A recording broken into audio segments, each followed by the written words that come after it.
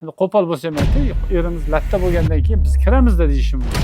Bugungi kunda erkaklar erkaklik vazifalarini o'z o'rnida bajarmaganligi, ayollar bo'lsa o'zining haddidan ortiq narsani bajarganligi uchun oiladagi nimalar, muammolar kelib chiqyapti.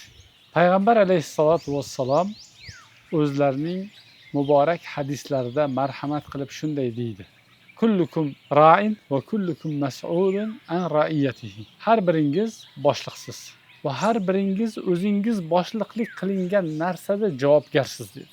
Er kishi oilasida mas'ul bo'lib, boshliq bo'lib, o'sha oilasiga bosh bo'lib, bo'yniga yuklatilgan mas'uliyatlarni o'z o'rnida qilsa, ayol kishi boshliq bo'lib, oshxonasida, farzandlar tarbiyasida boshliqlik qilib, o'ziga yuklatilgan mas'uliyatni o'z o'rnida bajarsa, oyoqlar bosh, boshlar oyoq bo'lmas edi va oiladagi nimalar, muammolar kelib chiqmas edi.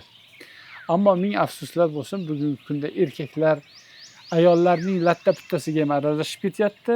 Ayollar bo'lsa erkaklarning katta erkaklar hal qiladigan mavzularga ayollar aralashib ketyapti. O'shaning uchun nima? Muvozanat o'zgarib ketyapti. Muvozanat o'zgarib ketyapti. Payg'ambar alayhissalom: "Iza wussidal amru li g'ayri ahliha fantadiris sa'a." Agar ishlar o'zlarining egalari bo'lmagan insonlarga yuklatilsa, qiyomatni kutavering dedi. Ya'ni bu ayollarning mavzusi, ya'ni ayollarniki mas'uliyati bo'lmagan ishlarga kiryapti. Ha, ular ham aytishi mumkin, biz majburmiz, erimiz qo'pol bo'lsa ham aytay, erimiz latta bo'lgandan keyin biz kiramizda deyishi mumkin bu ishga. Lekin erkaklarning erkakligi qayerda qoldi? Shuning uchun har bir kishi o'zini mas'uliyati yuklatilgandan ortig'ini qilmasin va undan kamini ham qo'yib bermasin. O'sha o'ziga yuklatilgan mas'uliyatni bo'yniga olsin. O'shanda hayot chiroyli bo'ladi.